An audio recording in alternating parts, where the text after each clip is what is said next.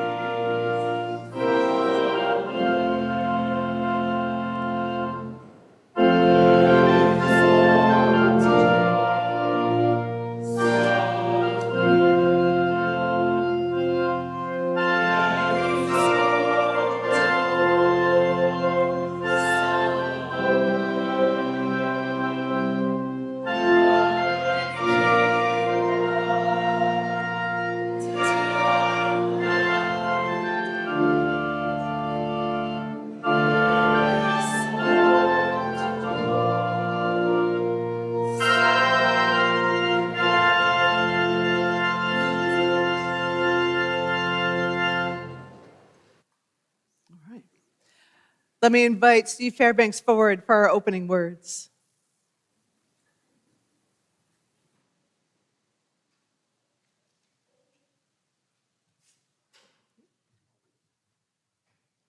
Hello, I'm Steve Fairbanks. Good morning. I'd like to thank Sherry for that great opening number with the images of nature. Walk in here, tranquil, peaceful. It was great. Very good. Whoever did the video, too. I know it's in the program probably. Anyway, this is a piece by Gunilla Norris. In this place, hunger is our guide. What shall we find here to nourish us? We have nothing of our own, nothing but need. I forage for the pans. You bring out the bowl. The cups gape wide like open mouths. Hungry. These things are empty. Let us be like them, begging to be filled. This hunger is our gift, the one we want to look away from, the one we hide from one another. My hunger and yours is life hungering for itself. Bowls and cups, pots, pans, spoons, my hand, your hand. Let us be vessels, openings, sheltering space for this hunger.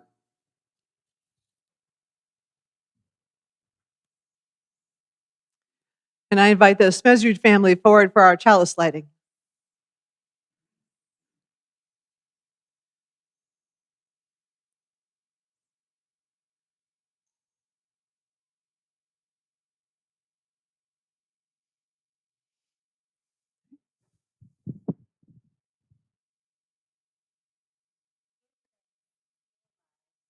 Love by Leah Derlin Jones. As we light this flame, we remember friends and loved ones near and far, and we give thanks. As the fire burns brightly, we open our minds and hearts to new ways of being, and we feel alive. As the room glows with warmth and kindness, we extend our circle ever wider to welcome those who want to come in, and we know love.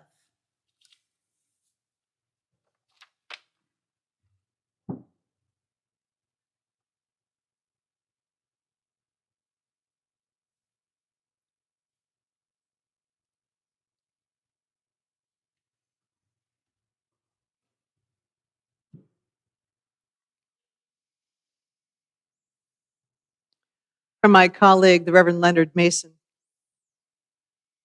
We affirm the unfailing renewal of life. Rising from earth, reaching for the sun, all living creatures shall fulfill themselves. We affirm the steady growth of human companionship. Rising from ancient cradles, reaching for the stars, people the world over seek ways of understanding. We affirm a continuing hope that out of every tragedy, the spirits of individuals shall rise to build a better world. I invite you in this moment in our music for meditation to light a candle, to come forward, light candles among us for what is present with you and is part of your seeking, part of your heart, what needs form and warmth. Let us enter into our music for meditation.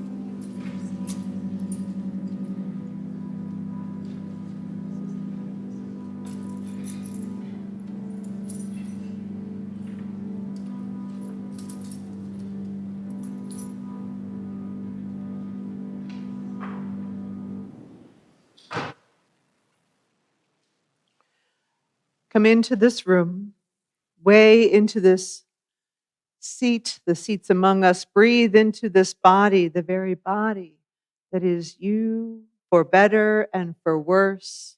In sickness and in health, to death do us part. Come into this day, raise your gaze into this light, this one steadfast sun who watches over all growing beings, even you, even us, even now. Come into this heart and break into the boundlessness of wild beauty, no beginning or ending in you, but flowing through like white water, reaching toward all that ever was and all that ever shall be. This is the time for the sharing of joys and sorrows among us. We have wishes for health to Larry Matthews. He was admitted to the OSF cardiac unit this week with severe COVID symptoms. He is improving, which is great, and we wish him a speedy and complete recovery. I want to just offer a note. There's so many of us who have our own health concerns or those of our beloved, our friends, and our neighbors. Some of us are even caretakers for them. And I just want to offer a note of care to all who need healing, all who struggle with health. It is so much among us and sometimes really hard to know what is the depth of those concerns. I want to turn to sorrow. We offer our sympathy and support to Amy Cordonaway and her family. Amy's mother, Irene Ditmars, died last night in the loving care of her family that included her husband Dennis and Amy's sister Julie, and more family. Irene had had a bad fall at home on September 1st and was not going to recover. We offer our condolences and sympathy to Amy and her family.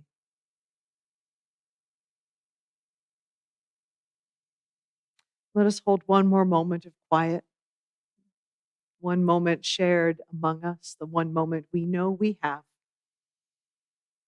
Let us offer one more moment of quiet and breathe in this time.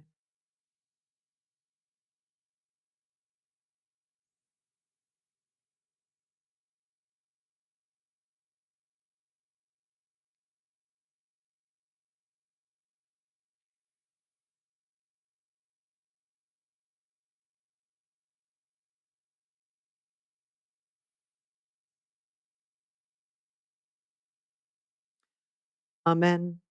Salam, shalom, and blessed be. I invite Jesse Laughlin forward for our story today.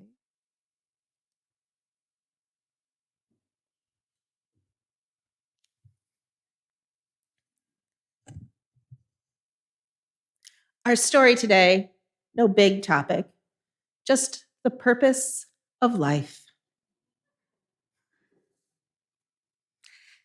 As the story goes, once there was a woman who lived in a small village. Through the years, she had been generous and compassionate with her neighbors. People of the village came to her for advice, knowing she could be counted on to listen well and share a useful bit of hard-won wisdom. And the woman had one daughter, and they loved each other so much. But the daughter was different than her mother.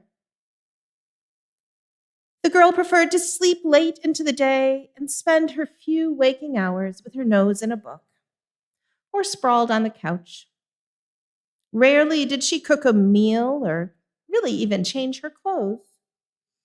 She wanted to eat peanut butter crackers in her PJs. Over time, the daughter grew until she was almost grown up, and the mother became more and more worried. She wondered how her daughter might learn to live a good and meaningful life. And one day she called the girl out to the garden where she was watering the peanut plants and said, "Beloved daughter, you are no longer a child. It is time for you to find your real purpose in life." So she handed her daughter a bag. Inside were 4 pairs of clothes, one for each season, along with a stack of saltines, a bag of peanuts, a little money, and a map. The mother said, "I want you to go and find a priceless treasure. Find the spot I've marked with an X on the map." The daughter loved this idea. And the very next morning, she eagerly set out. She swam across rivers. She climbed mountains and found her way through the deep forest. She was determined to find the treasure. And days turned to weeks and weeks to months. And along the way, the girl met many, many people. Some gave her food. Some offered a place to sleep. She ran into robbers who tried to take her money. She sprained her ankle trying to climb slippery boulders. Many people pointed her in the right direction when she lost her way. And as she hurried along, the seasons and the landscape changed. Finally, after nearly a year, she arrived at the edge of a high cliff. That's where the treasure was to be. She dug, she searched, she looked, and finally had to admit that the treasure was not there. Disappointed and angry, she turned home. How could her mother have done that to her? On the way back, she saw the changing landscapes and the seasons. But this time, she stopped to enjoy the blooming flowers, to hear the booming thunder. And when the weather was particularly bad, she found places to shelter. She learned to gather fruits and nuts to protect herself from snake bites and nettles. She met the same people who had helped her before. And this time, she stayed with them a few days, helped to mend their clothes or chop wood so she could repay their kindnesses.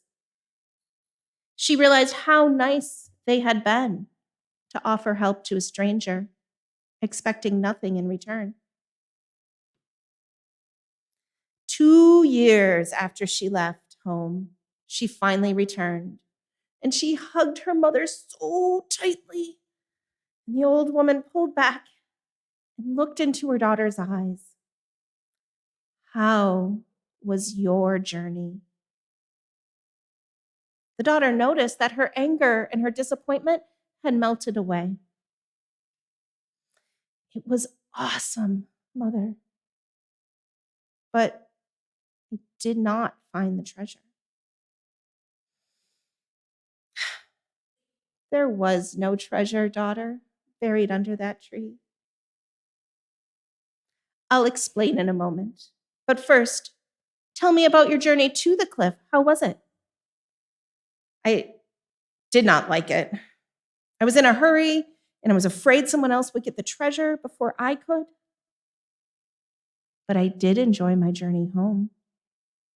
I met so many friends. I learned so many things. I can bake bread. I can repair a roof. I can sing new songs. There was so much to explore in the world, Mother. On my return journey, I completely forgot the pain of not finding the treasure."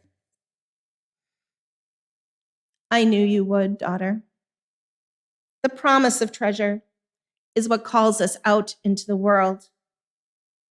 But the journey there, that is the real purpose. Experience it all: sun and storms, health and loss, betrayal, and everywhere you go, experience love. You have let it all shape you into a thoughtful, responsible adult with joy in your heart. I wonder where you are on your journey. I wonder what joy you have found. And I wonder how you use your hands to help and what wisdom you will find. Now, I'll take a little bit of our chalice flame and invite the kids to join me back in religious education.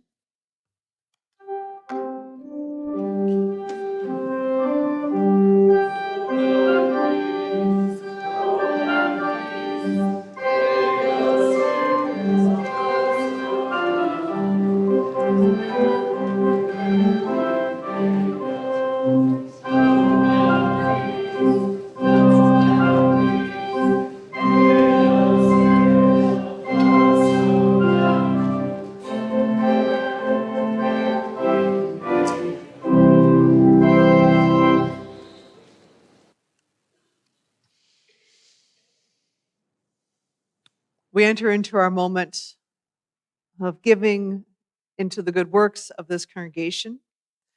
We give to remind ourselves of how many gifts we have to offer. We give to remember that we are part of something bigger than ourselves.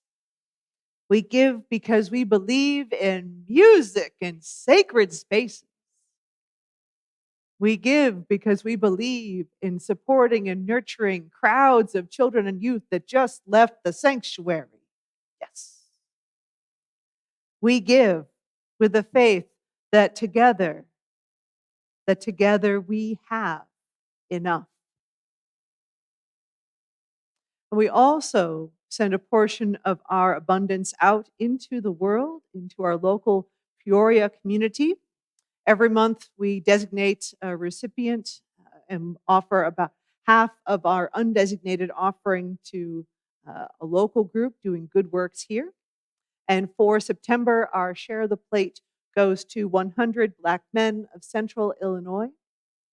It is a good thing to support such a group that is trying to take care of the emotional, social, and cultural needs of our young people, who is preparing them with economic seminars, health and wellness, post-high school scholarships to give some of the youngest people in our community a really good start in the world. So we receive half of the undesignated offering goes to 100 Black men of Central Illinois for this month. Please make a note on your envelopes where you'd like that donation to go, pledge, general fund, offering, and so on. And now I invite the ushers to please come forward.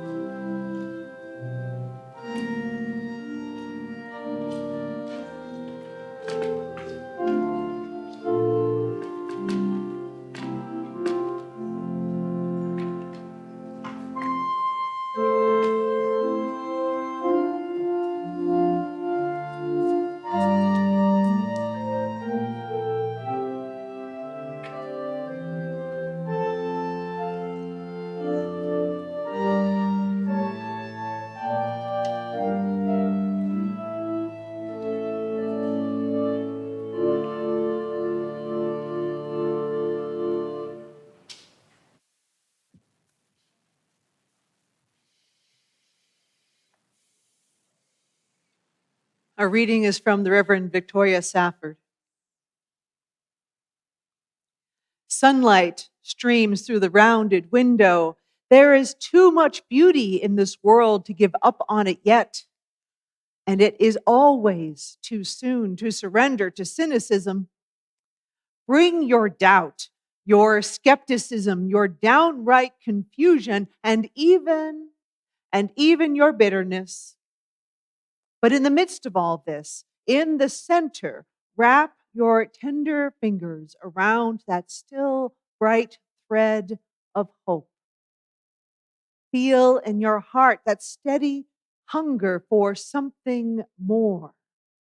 The vision we glimpse every day in the rising sun across the hills, the light that spreads across the face of the people we love, the look of knowing all there is to know and still loving life, loving us just as it is, just as we are.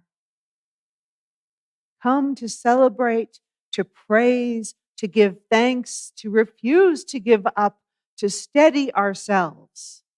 Carriers of hunger we are, keepers of hope, and brave builders of this still possible world. Here ends the reading. Please join me, rise in body or spirit, for hymn number 6, Just as Long as I Have Breath. And this might be a new hymn for the congregation, so I invite you to turn to the gray hymnal if you'd like to follow with the music.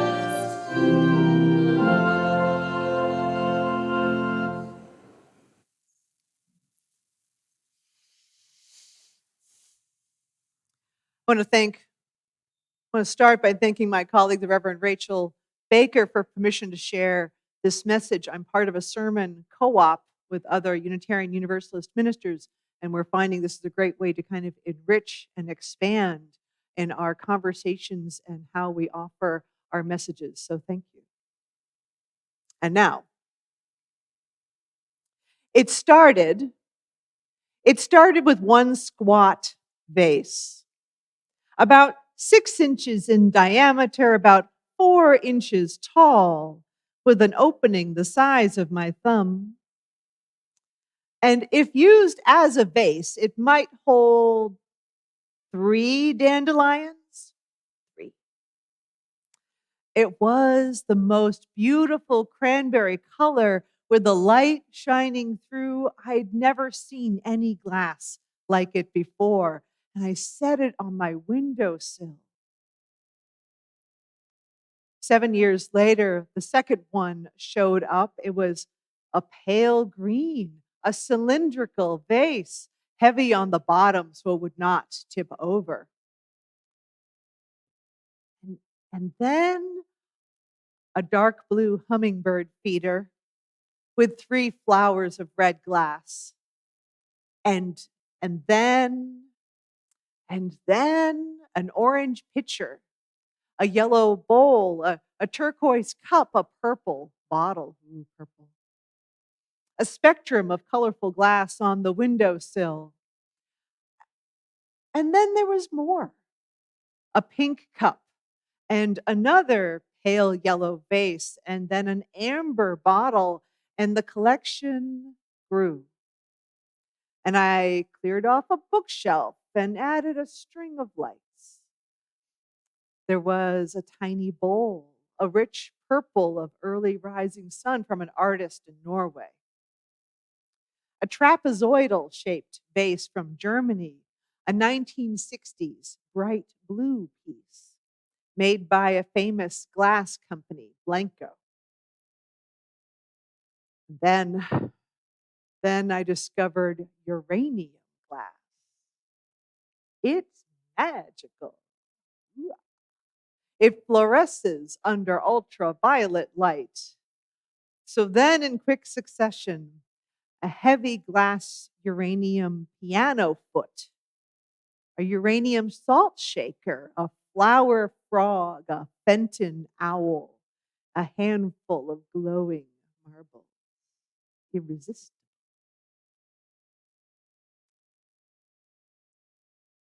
There was vintage miniature collector glass from the 1970s and 80s, and then carnival glass and depression glass and goofus glass, cast and cut and crackle glass, and tiffin and rainbow and blanco and Fenton and genie bottles and stretched vases and Japanese style fishing boats. I wanted every shape, every color, every famous glass maker, local, international, cheap, but colorful from home goods even. And my hunger for glass was insatiable. I was always looking for the next interesting shape or color or weight. I read an article about glass and glass collecting. I joined a handful of Facebook groups because, yeah, that's what we do, and discussed all these types of glass, eras of glass, modern glass. And in the evening, in my dark home office, I would sit on a stool and drink the color. Drink that color, lit by strings of lights. I'd shine my UV flashlight on the glass and once again be astonished by the fluorescence. So much joy and awe and wonder. And then I'd go shopping again. Oh, I have to have this. And into my cart it would go, and then my precious would arrive. And I would place it just so on the shelf, so beautiful, and drink it into. And I could almost taste that colorful light, if only I could.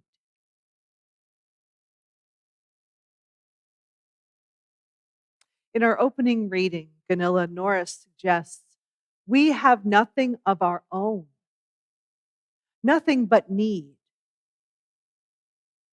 I forage for the pans, you bring out the bowl, and the cups agape wide like open mouths. These things are empty, hungry. But what do they hunger for? This can be such a question to ask sometimes. What do we hunger for? This is one of those big questions that philosophers and theologians and psychiatrists and therapists and your neighbor down the street have been grappling with for many, many years. My colleague, the Reverend Darcy Lane, writes, even if you are healthy, even if you have food to eat and a warm place to sleep at night, there is still a sense of wanting, a desire for more that haunts us as human beings. She concludes, There is a hunger in our hearts asking us for what? What is it asking for? This what is what some spiritual religious traditions call a spiritual hunger. And that spiritual hunger is an invitation. It is an invitation to move into a deeper relationship with the divine or that which connects us to each other and all of life, or God, maybe with a little g, God, or the earth or the universe or our deepest selves. This idea of spiritual hunger or holy hunger is found in the words of mystics in so many traditions. The Sufi poet Rumi writes, I once had 1,000 desires, but in my one desire to know you, all else melted away. This desire, this hunger for something is intangible. It is for something intangible, is that spiritual hunger that seems insatiable. This spiritual hunger may be strong and demanding, like the blast of a bullhorn, or a gentle whisper, like an owl's feather falling from the sky. Sometimes it might be insistently present, or not at all. I wonder. I can make a guess about the answer, but I wonder if any of you have felt this kind of hunger. Like your soul or your spirit or your inner self is hungry and wants something, but you are not sure what.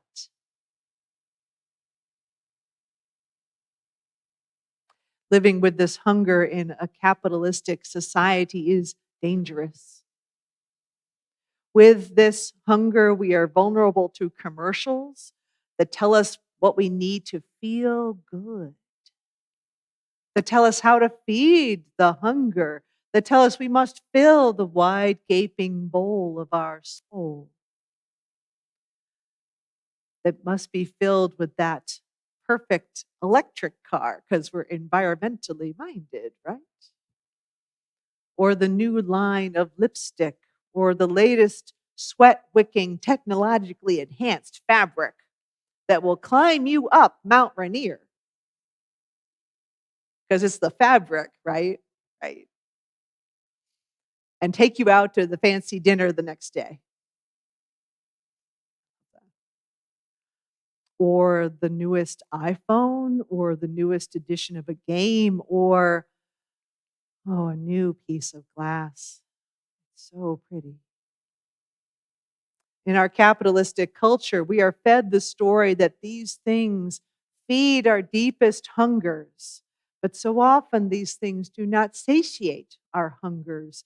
These things are things. We consume and consume and consume.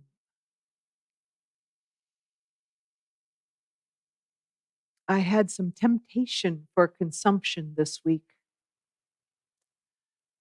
Some of you may know that I am helping my family sort out some concerns with my father. And part of my task this week, I was in fact in Massachusetts, and part of my task was to look at his books. Oh, books. They are beautiful. And to pull any of the books I might like, even if I don't bring them all home, anything I might want to have. And as I said to my husband, Patrick, in the conversation, I wanted credit for resisting taking the art books, the big, heavy, beautiful ones. And I managed to only give into what was requested of me, which was the Maxfield Parrish.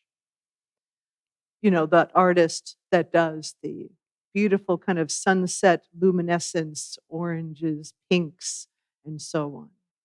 Because, of course, there was a Maxfield Parrish section. We have that one. But I resisted. because it's so beautiful. Mm.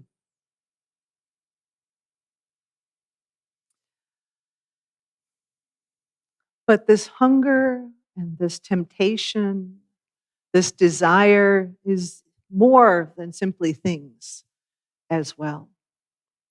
There are other ways that people, you, me, our parents and our children, our neighbors and our leaders, people we know and people we don't know, seek to fill the haunting hunger or seek to silence the hunger in other ways. And that can be perhaps alcohol or recreational or prescription drugs or food or sugar or sex or shopping or gambling. There's other ways too, like working long, long hours, compulsive exercising, endless scrolling of social media, amassing money. For some of us, and maybe many of us, these attempts to feed the internal hunger or at least muffle it can lead to addiction. Physician and addiction expert and speaker and author Gabor Mate writes, addiction, or the capacity to become addicted, is very close to the core of human experience. And this is why nearly anything can become addictive. For seemingly healthy activities such as eating or exercising to abusing drugs intended for healing. He says, the issue is not the external target, but our relationship to it. And he continues, addiction is neither a choice nor primarily a disease. It originates in the human being's desperate attempt to solve a problem. The problem of emotional pain or overwhelming stress or loss of connection or loss of control, of a deep discomfort with the wider world. And I would add the problem of spiritual hunger.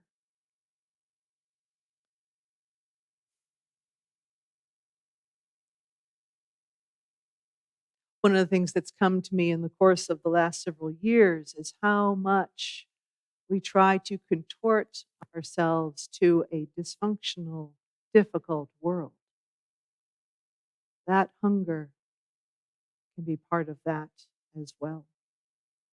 Given the amount of pain, Mate goes on, of the amount of pain and dissatisfaction that human life engenders, many of us are driven to find solace in external things. And he concludes, there is no shame in the attempt to solve a problem. It just challenges us to keep learning. What he talks about in books and lectures is though addictive tendencies arise in the parts of our brain governing some of our most basic and life-sustaining needs and functions, the human brain continues to develop new pathways well into adulthood, giving new hope for people stuck in addictive patterns. Boy, our lizard brains are strong. Buddhist teacher and author and clinical psychologist Tara Branch approaches addiction from a Buddhist perspective. She writes, in Buddhist cosmology, one of the psychic domains is the realm of the hungry ghosts. The hungry ghost figures are depicted as scrawny little necks and huge bellies, riddled with powerful desires they can never fully satisfy. From William Moyers, known for his work in addiction and his own struggle with the disease, Branch includes, for us addicts, recovery is more than just taking a pill or maybe getting a shot. Recovery is also about the spirit, about dealing with that hole in the soul. It is the very core of this hungry ghost. On this deep level, we sense we are disconnected from others and devoid of basic goodness. We chase after substitutes that can't possibly fill that hollowness inside us, like drinking salt water to quench our thirst. The substitutes never satisfy the deeper need. I thought about this some in the course of things learned from the pandemic, especially the first months when we were truly like not going out. So that meant, in my case, that meant that we bought a lot less. Because in the comings and goings of life, I didn't stop for the coffee or the lunch or the treat. I simply was home and made choices there. And it went on long enough that after a certain point, I realized I didn't just want to buy. I wanted to think and pause before purchasing and wonder what was actually worth the time, what was actually worth something was valuable. For me, it was a shift in spiritual hunger. Now, this is not to say I'm not buying some donuts on occasion now. I'm just saying. But it was a shift in a spiritual hunger that was for me and for many of us even more compelling when isolated from others. We wanted to feel something when we were alone. And yet, that moment also led to reflection, some changes in behavior, breaking up from rote habit, something that was observed and consciously shifted. These things don't have to just stay the same, no matter our age and longevity. Tara Branch offers hope. She says, the good news is no matter how we are caught in this hunger, mindfulness and loving kindness and self-compassion can bring us home. When met with compassion, the hungry ghost loses its power. Now, neither Gabor or Tara Branch offer easy solutions or quick solutions. It's not the quick fix. They offer a bright thread of hope and some tools, because the truth is that moving through addiction, either witnessing loved ones or ourselves, is extraordinarily hard.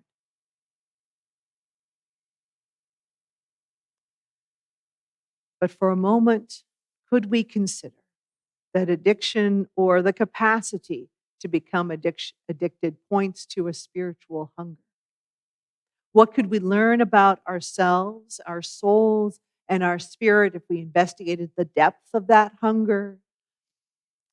And then hunger for something more.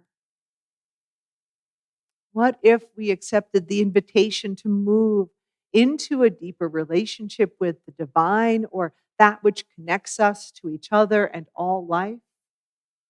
Or God, or the earth, or the universe, or our deeper selves? What might we find? What lessons will it teach? This is an invitation. Gunilla Norris in the opening reading says, we have nothing of our own, nothing but need. This hunger is our gift. Bowls and cups, my hand, your hand. Let us be vessels and sheltering space for that still, steady hunger for something more.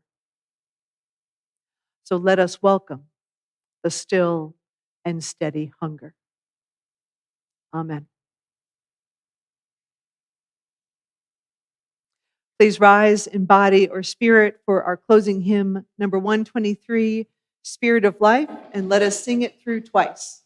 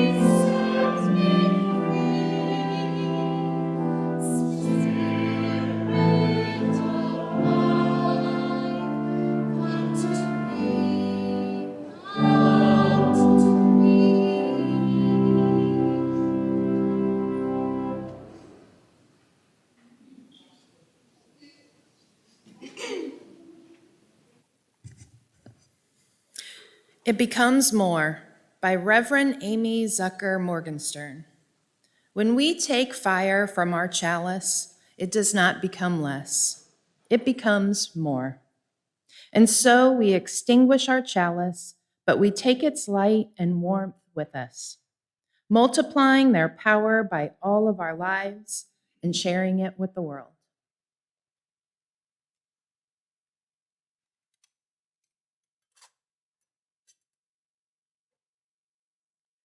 Having shared our bread, we know that we are no longer hungry. It is enough that you see me for myself, that I see you for yourself, and that we bless what we see and do not borrow, and that we do not use one another. This is how we know we are no longer hungry. The world is both full of terror and full of beauty, and yet we are not afraid to find solace here, to be bread for each other or to love. Our worship is ended. Let our service begin.